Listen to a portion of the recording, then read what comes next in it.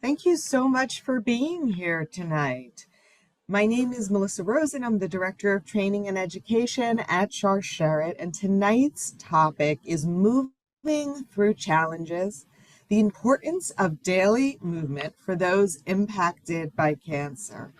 And the topic, it's challenging. We know we're supposed to be moving more, but sometimes it feels like everything is conspiring against us. We have so many time commitments, work and treatment and family and other obligations.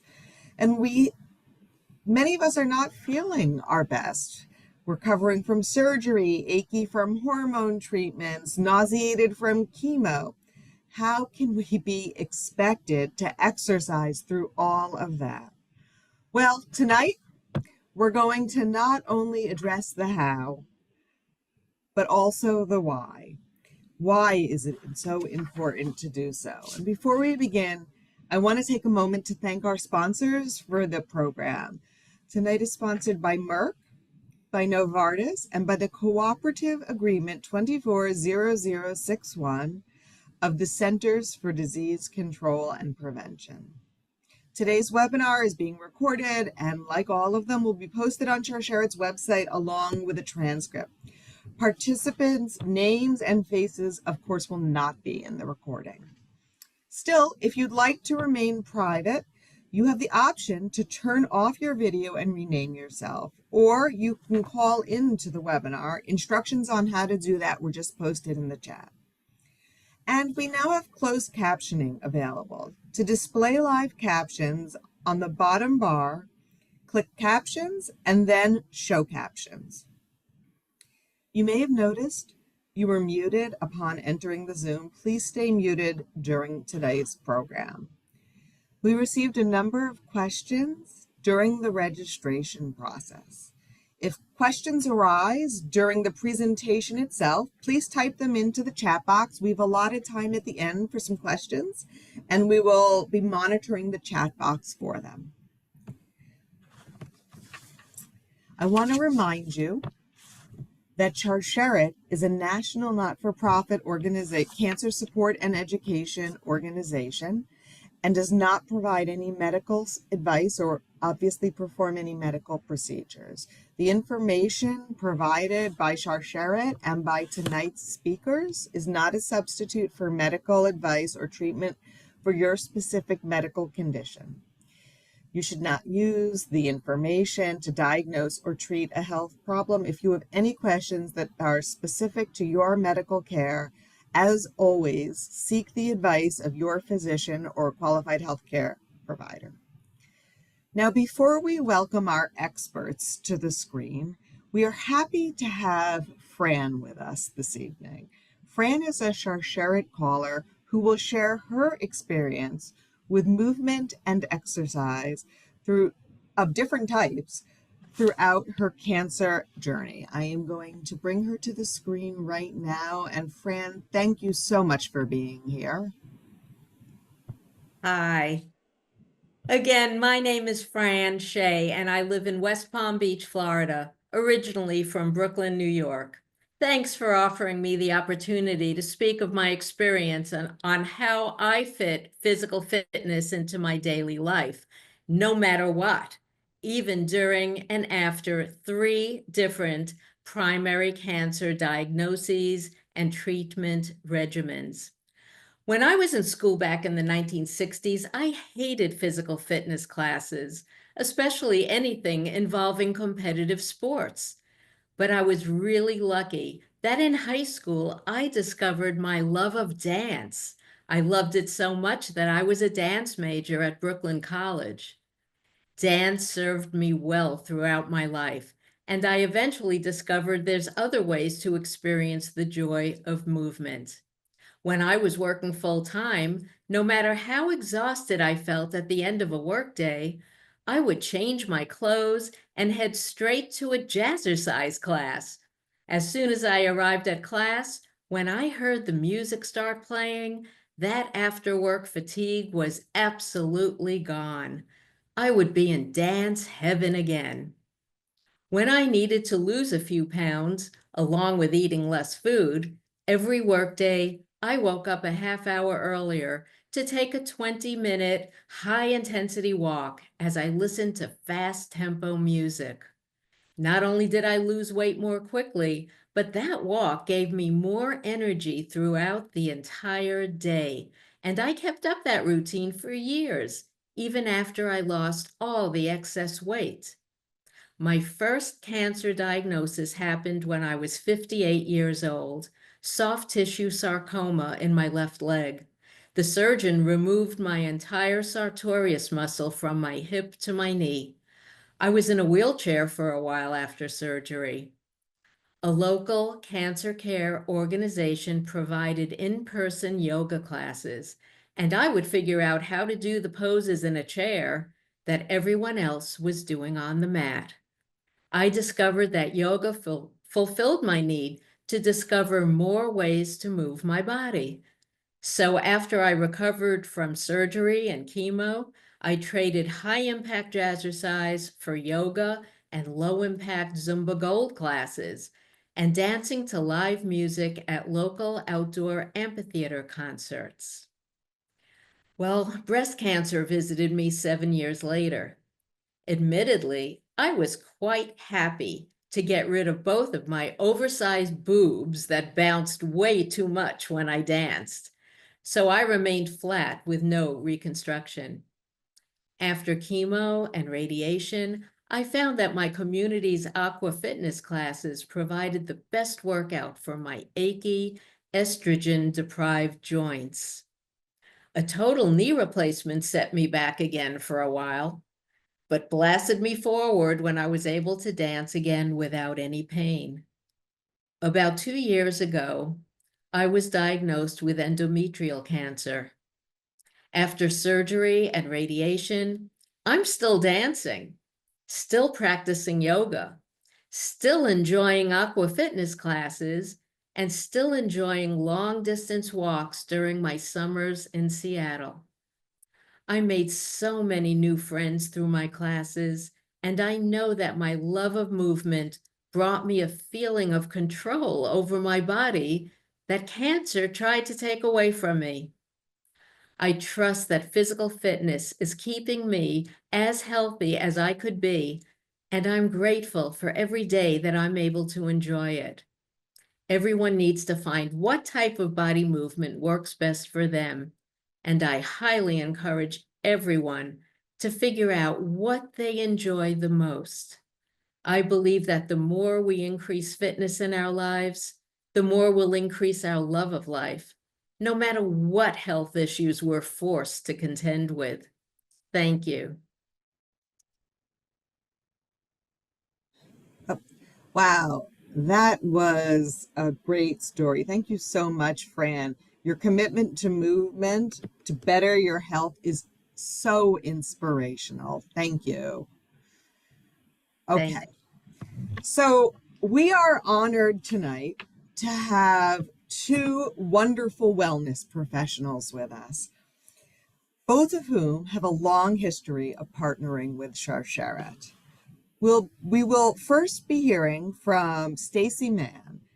Inspired by her youngest son's journey with leukemia and a desire to help others on their health journeys, Stacey built her career on running and wellness coaching by studying at the American Council on Exercise to become a certified personal trainer, advanced qualified cancer exercise specialist, and certified health coach. Stacey has a love of learning and continues to expand her certifications and has the titles of Precision Nutrition Level 1 Coach, GGS Women's Coaching Specialist, Senior Fitness Specialist, Corrective Exercise Specialist as well. With her knowledge and understanding that every person is unique, Stacey carefully crafts individualized health and fitness plans, ensuring each person she trains exceeds their goals. No matter where someone is in their life, whatever challenges they are facing, or what their goals may be, Stacey will work with them to make health, wellness, and fitness easy, safe, effective, and fun. Stacey currently serves as as the fitness director of Two Unstoppable, which is an organization that provides health and wellness training and classes and guidance for women who have faced cancer. So I'm going to bring Stacey to the screen right now and welcome you. Thank you so much for being here. Thank you, Melissa. Thank you for the introduction. I'm very happy to be here and to speak to all of you this evening about that importance of movement and to touch a little bit on what Fran said about how it can really just increase your emotional well-being, your physical well-being, among having these other benefits of maybe weight loss, muscle gain, muscle tone, energy, all of these things. At Two Unstoppable, we take pride in inspiring women to move no matter where you are on your cancer diagnosis. And it's a little bit of something that we're going to do tonight. I wanted to talk a little bit about that movement. So we are told that we should be moving 150 minutes per week and two to three times per week of strength training. It sounds like a lot, but when you break it down, that's about 21 minutes of movement per day. So it's a little bit over 21 minutes, but that's per day. And you absolutely can break that movement down into little chunks, doing whatever you like to do. So if you are a dancer like Fran, you can dance for 5 to 10 minutes, and then later in the afternoon you can take a 10-minute walk, or maybe you reverse that. And then maybe you do a few minutes of some easy resistance training, even using body weight like we'll do tonight. No equipment necessary. You can do it anywhere. There are benefits to this movement. So we can counteract the muscle loss that happens during treatment.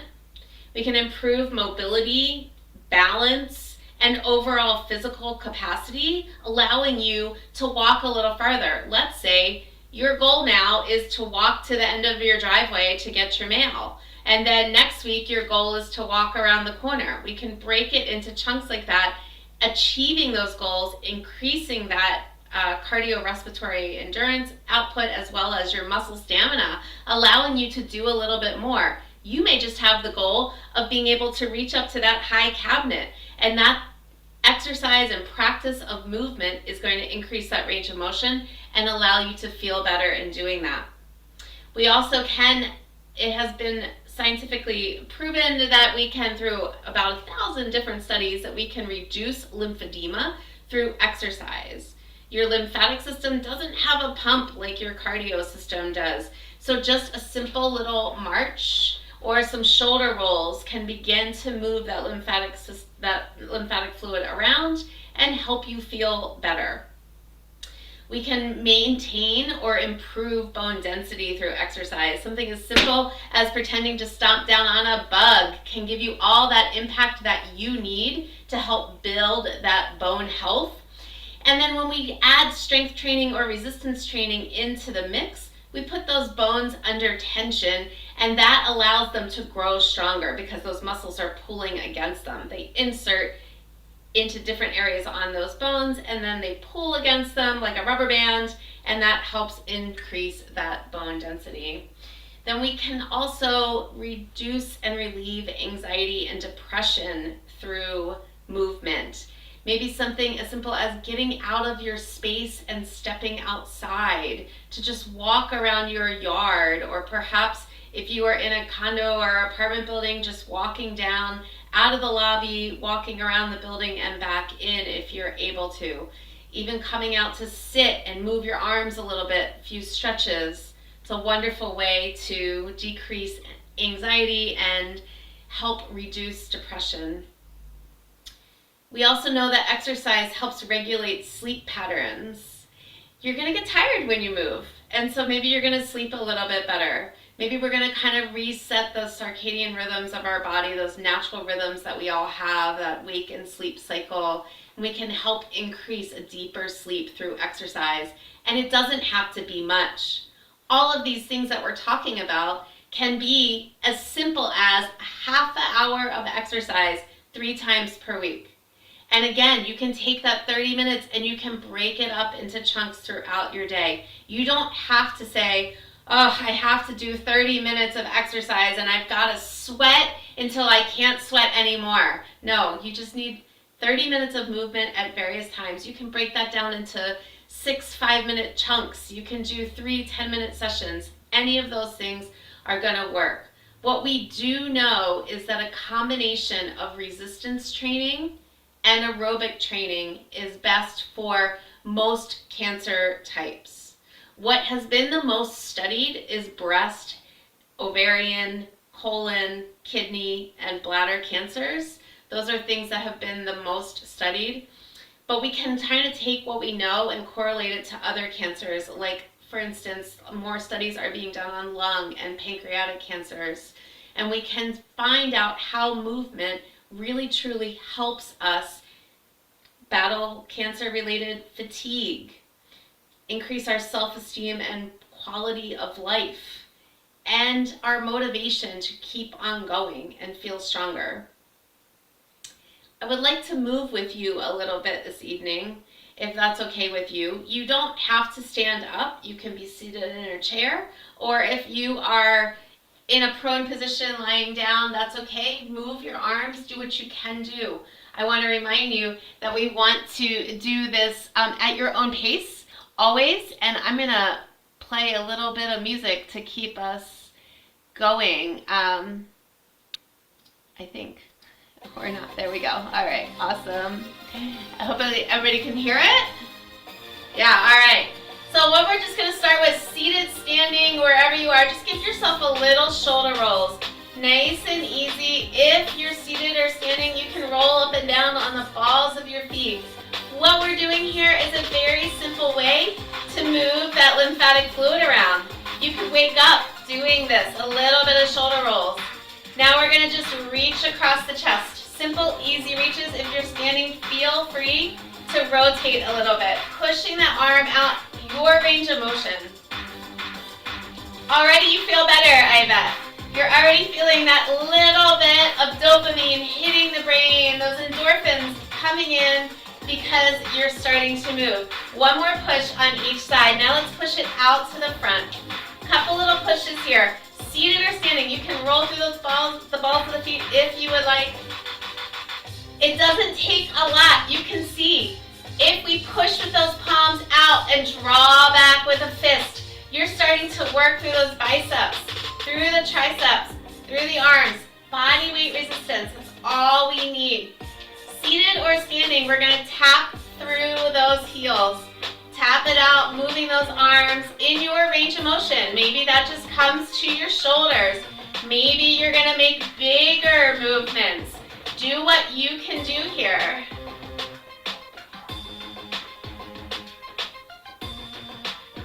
Tapping it out. You're doing a great job. At 2 Unstoppable, we offer a lot of classes that do cardio and strength, helping you meet those guidelines from American Cancer Society or the American College of Sports Medicine of that 150 minutes per week of moderate to vigorous activity, or 2 to 3 times a week of strength training. All right, let's slow those legs down a little bit, and we're going to do some bicep curls. Open those palms out, and then as you curl the hands up towards the shoulders, squeeze through those fists. Squeeze. Think about your biceps. You can make them a lot stronger when you picture that muscle getting a little bit bigger as you squeeze.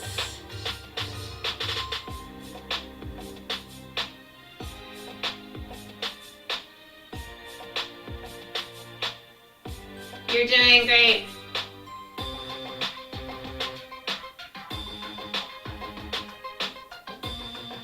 All right, we're gonna slow those arms down. We're gonna take either a big step forward, a tap forward if you're sitting in the chair, or if you're able to lunge, you can bend in those knees. It can just be a nice straight step. We're gonna alternate that, maybe bringing those hands up towards your chest to work a little bit in those arms. Open palms are great. We're breathing here, moving tapping that forward or going to that lunge. If you're seated, please just tap that foot forward, whether it hits your heel or those toes. All right, I mentioned before a little bit of a bug stomp, but we can also march it out here. Seated or standing, marching it out, getting a little bit of that impact, moving your feet. If you are not seated, if you're in that prone position, just kind of wiggle those toes, move it out, point and flex those feet, moving those arms as much as you can. And this time we're going to take those arms out to the side. Use your range of motion, those nice open palms at first, working a little bit through the shoulders. And then we're going to squeeze those fists as we raise out to the side, opening the palms as we bring it back to the center of the body. You're doing a great job.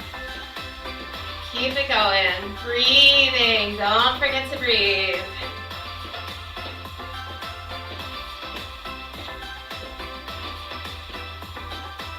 All right, we're going to slow it down a little bit. Return to where we started. Those nice shoulder rolls. Rolling up and down on the balls of the feet if you like.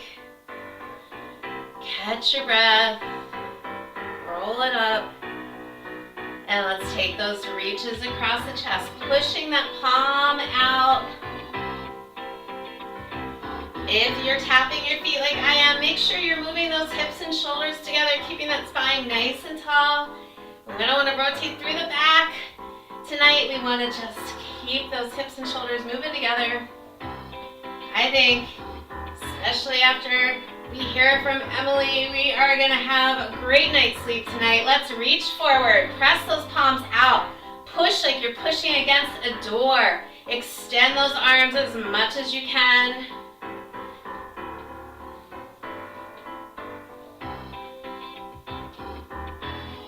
Keep it going. And we're going to hit those heel taps again. Remember, those arms are coming, the thumbs are either coming to your shoulder, or you can make those bigger movements. This is that low impact jumping jack that can definitely be done from a chair. You never knew you could sit and do jumping jacks, right? Well, guess what? We can all move, no matter what we're doing, even off the side of the bed. All right, one more on each side, and we'll take it back to that little bit of a march. We're almost done. We're coming. We're going to wind down a little bit here in a few seconds. Keep marching it out. Hopefully you felt your heart rate come up a little bit. You're feeling that cardio endurance kick in. Maybe you're noticing like your breath has changed. Maybe your mood has lifted and you're just feeling so awesome to just be here tonight and move with us. All right, let's shake it out. Shake out through the ankles. Kind of get everything shaken. The greatest move you can do is just to wiggle it all out. Make yourself feel nice and mobile. Wiggle through. And then roll through those wrists right at the ears. Little lymphatic drainage. Just bringing those wrists right here, rolling through. Let's give ourselves a few fist pumps here. Whether you have lymphedema or not, we can all use a little movement in that lymphatic system. And we'll just close and open the arms really gently. No need to squeeze. Get everything moving. All right, let's drop those hands down, those palms open. We're going to bring that chin down to your chest. I want you to use your range of motion here and slowly roll one ear towards one shoulder and back through that center and around to the other side. Bring it back through. Give yourself a few of those shoulder rolls one more time and a couple little arm circles. And then to that back, and wiggle it out. Hooray for you, you moved tonight. You got some movement in. You're gonna get some more in a little bit, but that's all it takes, is moving in a way that feels good to your body, moving through things. You don't need any equipment. If you really want to amp it up, you could use a towel or something like that, but it is so important for healthy brain, healthy body to connect with yourself and go through some easy movement, even if it's just going outside, taking a walk. Get that walk with a friend. It would be a really good idea. Stacey, thank you so much. That was amazing, and I am smiling more than I was before. So I get that endorphins thing.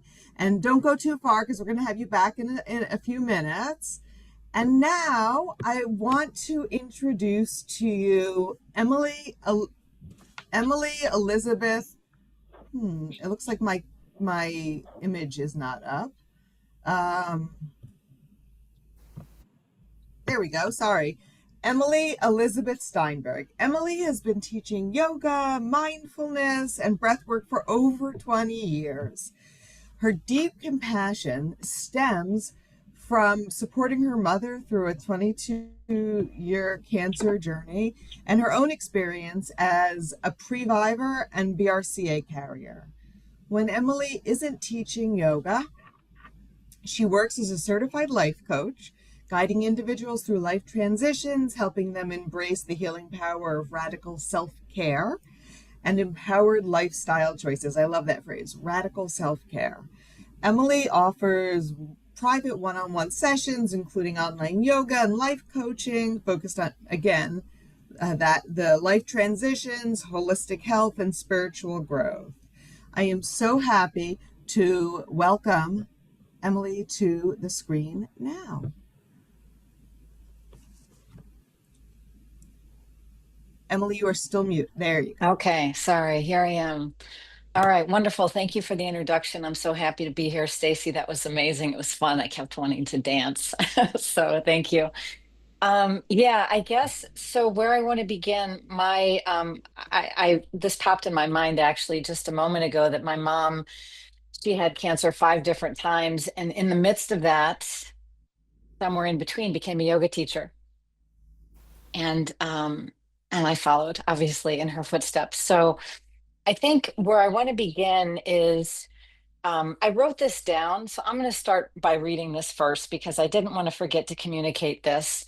As far as developing a personal practice, whatever your practice is, if it's that you're going to exercise or go for a walk or get your heart rate up, or you're going to do breath work, or you're going to do yoga, just whatever your practice is, this is what I want to share. My practice is an ally, a time that brings me comfort and grounding, something that I can count on to nourish me, a place to go when I feel unsettled. In the beginning, it was a discipline, and over time, the discipline became habit, and the habit became comfort. It has become a priority and an act of self-love. So I'm going to use the example of like a meditation practice. And I do want to encourage you that I want us to have a nice, I want us to I'm going to do some breath work. I'm going to do some practice on the mat, and I really would love you to join me. So if you've got a mat, if you've got something to sit on, having the experience is what I'm hoping will inspire, as Stacey inspired us to keep coming back. So one thought is finding, as Stacey mentioned, a practice that you really love, that you're going to enjoy, that you're going to look forward to. And in the beginning, it might be a discipline.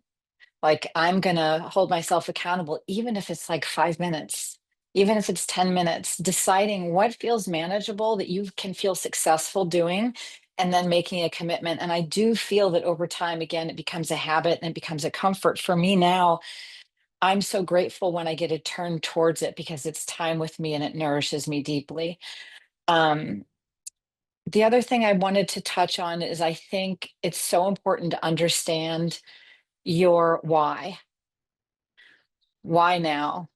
What, I'm not saying that, I'm sure many of you already have a practice, but if there's something that you're wanting to change and commit to, it's like, what's on the other side? I think that's really important to know, like, what is on the other side? Why do I want to do this? For me, I think a lot of breath work, mindfulness, yoga is nervous system regulation.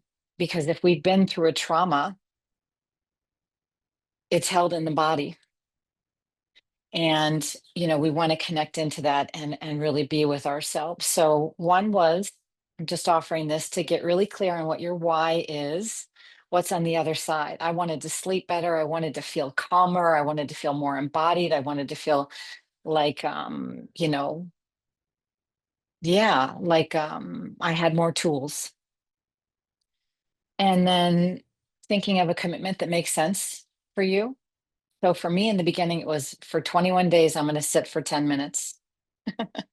10 minutes. And then again, over time, like when it came to the next day, something was missing if I wasn't doing that. And then the other thing that I want to offer before we begin is, um, having a loving intention. So much of yoga for me, and I think what I teach, which I would welcome you all to come, is self-love and compassion, patience with ourselves. Because yeah, I mean, if we've been through something, then turning towards ourself, time with ourself, with your own heart can be really, really healing, because we can want to like exit the body if we've been through a trauma. So it's a coming back to self. Um, so yeah, I think that's primarily what I wanted to say. I mean, of course, like yoga and mindfulness, like and movement, it is it became, I believe for my mom and for me, a different kind of, uh, my why was different, but it was something that I could count on. When there's unpredictability, when there's uncertainty, like it was something I could count on when I went to the mat, like I knew I was going to always feel better, right? Okay. I want you to have an experience more than just me talking. So I'm going to sit and I'm going to encourage that you sit with me. We're going to do a little breath work and a little bit of movement. So I've got a couple of blankets that I'm going to be sitting on. You could do this in a chair. And a lot of the movements that I thought I wanted to offer today are movements that literally you could do if you're laying in bed. So they're very accessible. There's some where you would, need to come and stand with me. Okay. I'm going to get some music on.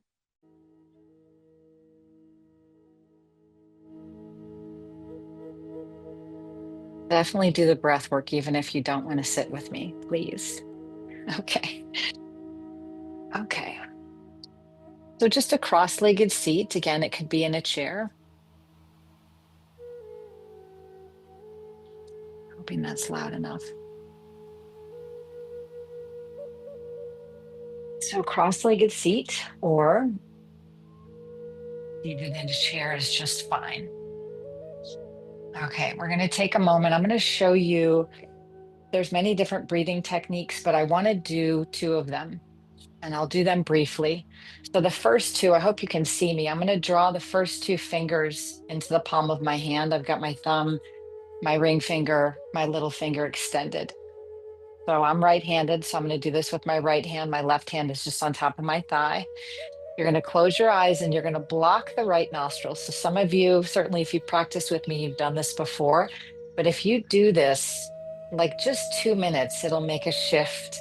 All right. So we're going to block the right nostril. You're going to close your eyes. We're going to take a smooth breath in to the left side. At the top of the inhale, you're going to switch. You're going to block your left nostril with your ring finger pinky, lifting the thumb, and you're going to exhale through the right.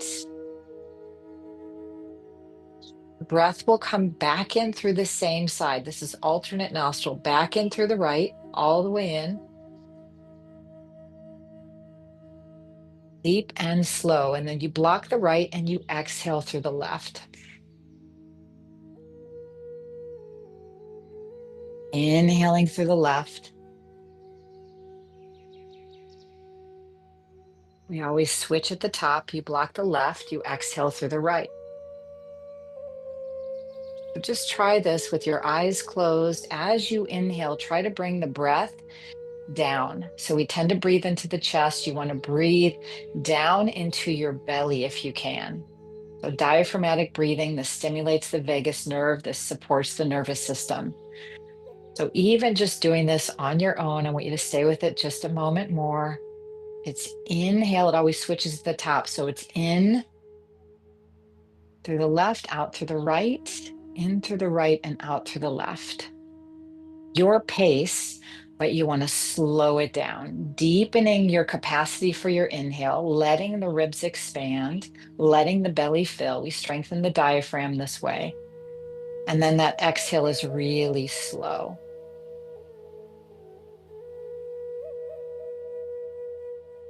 So we stay with it and we smooth it out and we slow it down. So this is balancing the left and right sides of the brain.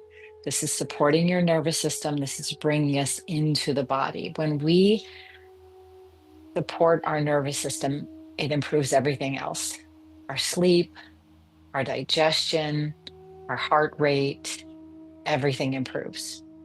So you can go ahead and just let that technique go and rest your hands on top of your thighs. And I just want you to breathe in and out through both nostrils now. And what I'd like you to play with is a 1-to-2 ratio breath. So I'm going to inhale for a count of 4. Let's try this together. Go ahead and take a deep breath in through the nose. And then you're going to exhale through the nose or through the mouth twice the length. So it would be an exhale for 8.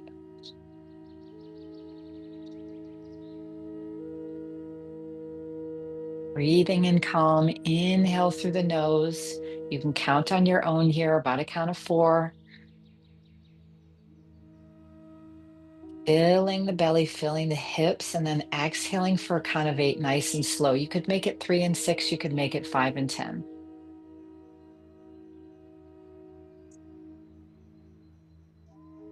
We're trying to move as you breathe. We're trying to move from being up in the mind, which it's so easy to be up in the mind, and we're bringing it more into the body. A helpful place to go is into your heart. For me, that's what this practice is. It's time with yourself. It's time with your own heart. It's offering loving compassion for any challenges and being present to yourself, because we hold it all in the body, right? And being with our emotions, when we are willing to be with them, they can move. So just take one more like that with me. Very simple, 1-to-2 ratio. Breath in. Almost feeling like you're in your body more, like you feel your bones, you feel your body breathing in and out. Can it be so simple to just feel myself breathe in, breathe out, to be in the present moment? Okay, I want to move us. Thank you. I need to keep track of time. So we're going to come forward to all 4s. I'm just going to set this up so I can see my clock a little bit better. You're going to come to tabletop, all 4s. If you're just watching and you're not moving, that's okay. But I think when we feel it, like when the body feels something and it feels something good, you have the memory that it feels good and you want more. You want to go back to it. So I'm just going to spread wide through my fingers. I've got my knees hip distance and my toes are curled under. And I'm just going to inhale from all 4s. I can find a little bit of an arch in my spine. And then I'm going to exhale and hinge back. So I get a little stretch in my feet. So as Stacey mentioned, you're going to go forward and back. Inhale forward. Exhale back. That exhale calms. The inhale energizes. The inhale is receiving. The exhale is releasing. So we're just shifting forward and back. What I was saying is Stacey mentioned with, lymph moves with breath and movement. Forward and back. Again, you could do this when you wake up in the morning. You could do it when you're still in bed. If your knees are sensitive, you can have a little blanket underneath. Now, I want you to move your hands a little bit further forward. I need to turn my light on, and you're going to drop your hips forward and back. So I inhale forward, exhale back. And if it feels okay for you, you're going to drop your hips a little bit. Turn the light on in a moment, and then exhale, hinge back. Forward and back. Inhale, drop your hips. I'll bring my spine into extension. I'm opening up the psoas muscle, which can get really tight when we're stressed, and taking it back.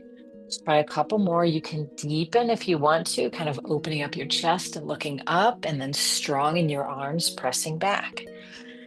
Flexion and extension in the spine, and breath.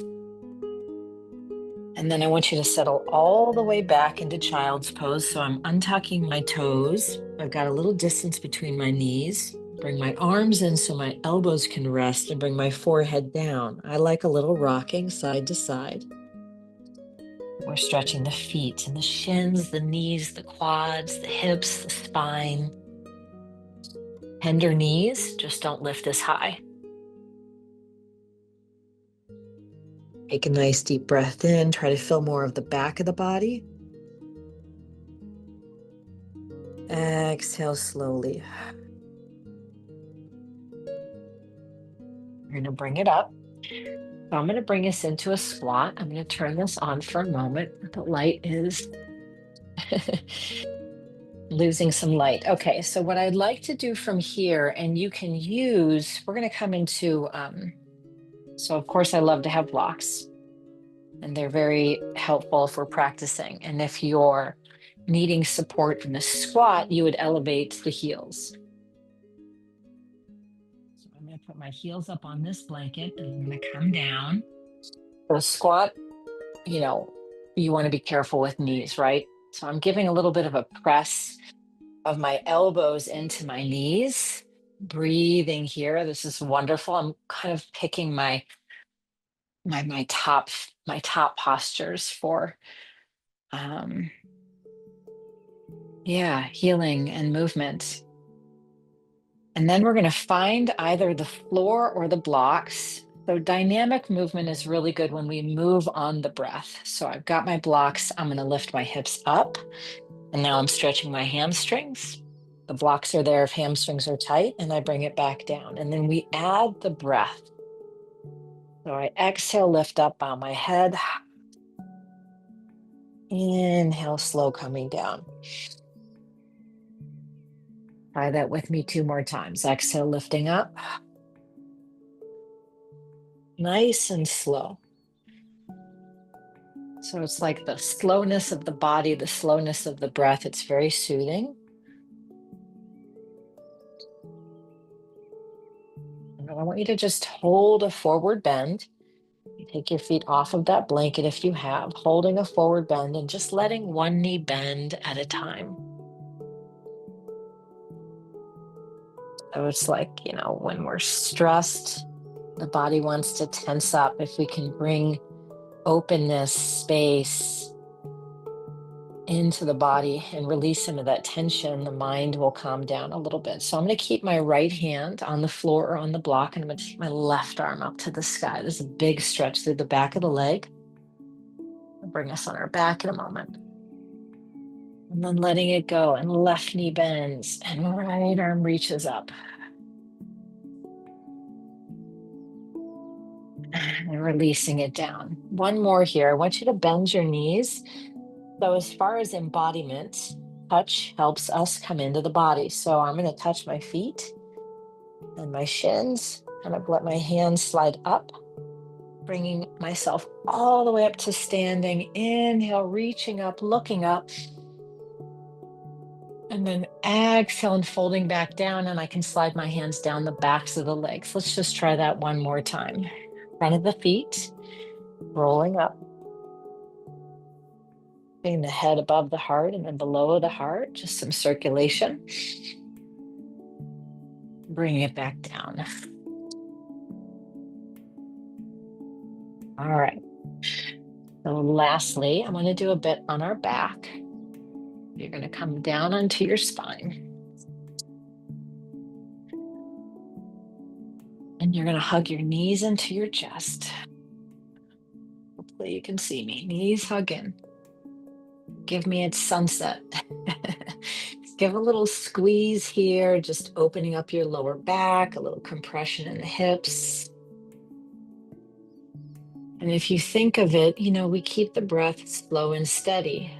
You're going to let the left leg go, the right knee's held in. I want to get a twist in here. So pulling my right knee to my chest with my left leg extended out. I like to animate the feet, circle the ankles a little bit here. And then take this right knee across and down to the left, opening up the spine. So these few I'm going to teach, I was thinking you'd be doing if you're laying in bed, Just some passive movements. And giving the body the experience of feeling good, of feeling that stretch, of feeling pleasure in your body, letting tension go. You're going to come back onto your spine. And we're going to just do the other side. Left knee draws in. And taking the left knee across and down.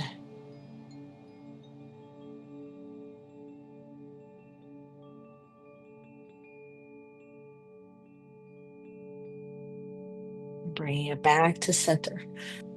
Checking how I'm doing. Okay, I'm going to try to be done in like 2 minutes. So I want you to bring your feet in line with your hips. Bridge is a wonderful pose because it's an inversion. So you're getting some blood flow moving. It's strengthening the legs and it's bringing the spine into extension. So we just push the feet down and lift up. And you can hold it up. You'll feel your quads activate. You can also lift and lower if it feels too intense. I give a little scoop of the shoulder blades in and then lift a little bit higher. And then it feels good as we come down and release. Do one more here. Let's bring your feet wide and your knees to touch. Internal, external rotation of the hips. So really important that we do these movements that we might not do during the day, like functionally just during the day. So my feet are wide and I drop the knees to the right. I'm getting internal rotation of the left thigh and external rotation of the right, and then stretch your arms up overhead. I think this feels so good. That's psoas muscle. When we're in a stressed fear response, that muscle will get tight. It can cause some discomfort in the body. So we get a soothing effect of just opening that up. Take it to the left, knees to the left, arms overhead. Big breath in. Letting go, breath out. Bring it back to center. And then final, this is basically a squat on your back. It's called Happy Baby. Might feel a little silly. You find your feet and then you open your feet to face the ceiling and you just let your body rock side to side. So if the squat that I taught is too much, here it is. Same thing. I'm going to bring my hands to the backs of the knees. And if it's okay, you rock up. And we'll finish with one little shoulder stretch. My hands come behind me. My fingertips are pointing in. I'm going to puff my chest and I'm going to lift up. This opens up the shoulders. Maybe the head drops back. We'll release back down. All right, little flavor. Thank you.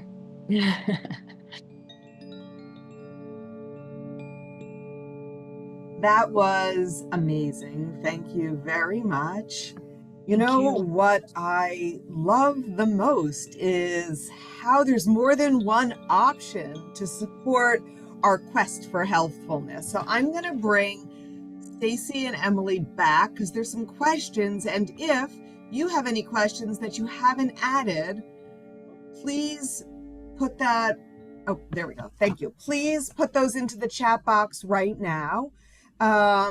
So the first question I have is that yoga that we were just doing that brought us mindfulness, does that count toward our 21 minutes a day? Wow. I mean, Oh, I I would see a little say, nodding from Stacey. I don't know. I mean, What's the verdict there?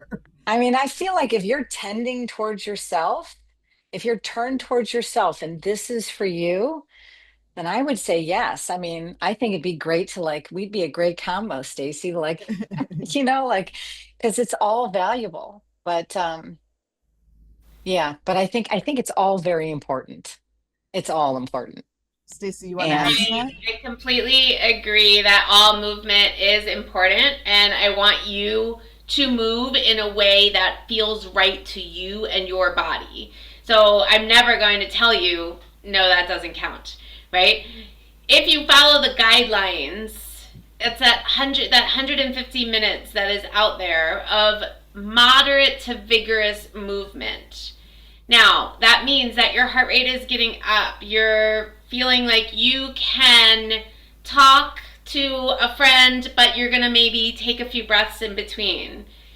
You can do that in mindful movement. You can really get in touch with your body through breath work, through everything. The heart rate might come down, but you might feel a little sweaty. You might feel as though you have moved that lymphatic fluid.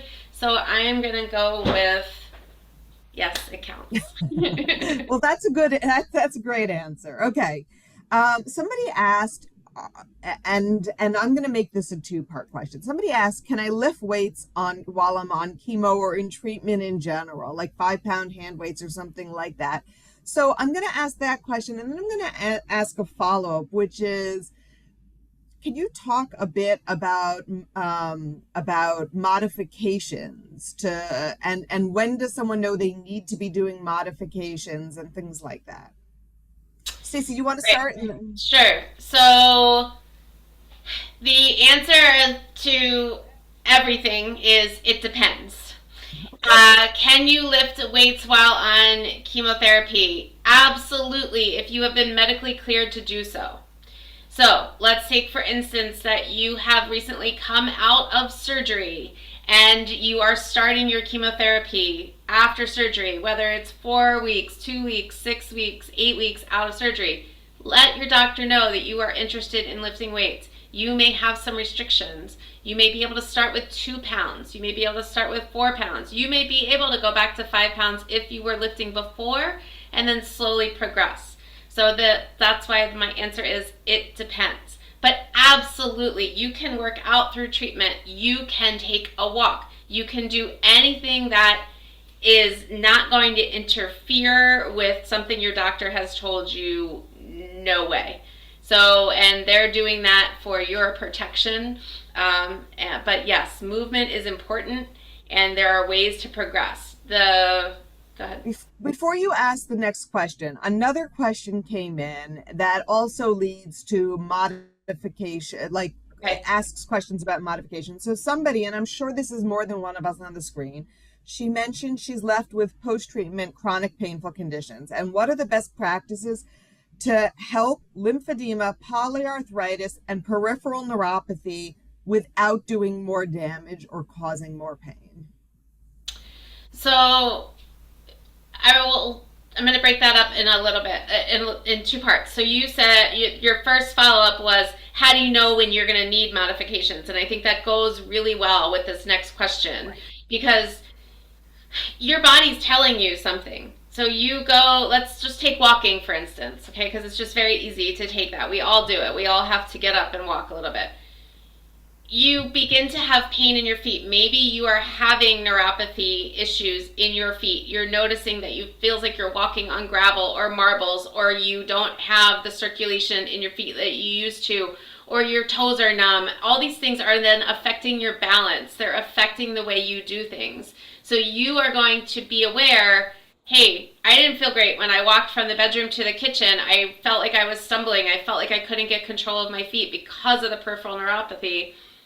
You're going to know that when you go to do balance work, because it's very important to still do balance work, that you want to hold on to a chair, that maybe you want to put yourself in the corner of a room so you have a wall on either side of you.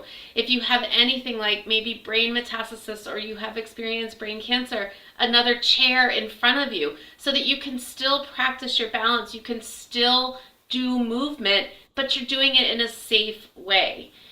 Other modifications might be you may be not able to do things on your wrists for various reasons. So you might say, it's really painful for me to go into a plank or a down dog or a bird dog or something like that because of my wrists. You can do it off the wall. So your body's Mhm. going to tell you when you start to need modifications. Also, again, that medical clearance, your doctor may say, you don't have the full range of motion in your arm because of cording, other things going on. How you need to, if you can exercise, but you need to modify this. So the modifications come from a couple of different places. So, just to make sure, medical clearance is very important. And if you're looking for guidance on how to make those modifications and still have meaningful exercise, there are a couple places I know of that you can go to. There are some JCCs that have cancer exercise specialists there and can help you. Two Unstoppable is able to help you. And there are resources that Sharsheret has on their website about some of this as well. We really don't have time for any more questions. So two more quick questions.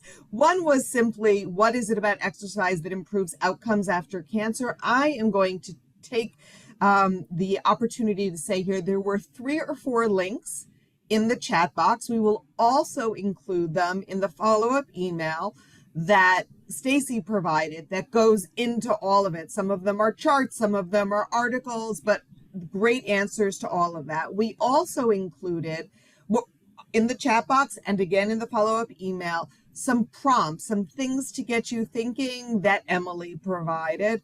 And I want to finish with asking for a quick answer to one question to Emily, because I think this is a great question for Emily. How can we incorporate mental exercise as well as physical exercise into our routine? And I think yoga does some of that. So I'll let you answer the last question with that. So mental exercise meaning meditation, mindfulness? I would say mindfulness is Yeah. probably I what they mean, had in mind. I think so much of I think honestly, a meditation practice is a beautiful thing where my most direct answer to that, if I think about what would be most valuable, is a meditation practice can be 3 minutes. It can be 5 minutes. It is sitting with yourself. It is your ability to be with yourself and be still and just slow down because we are just can be so up in the mind, and especially when we've been through, a traumatic event. So it's, yeah, and for me, that's sitting with myself and sitting with myself with love and compassion and Yeah.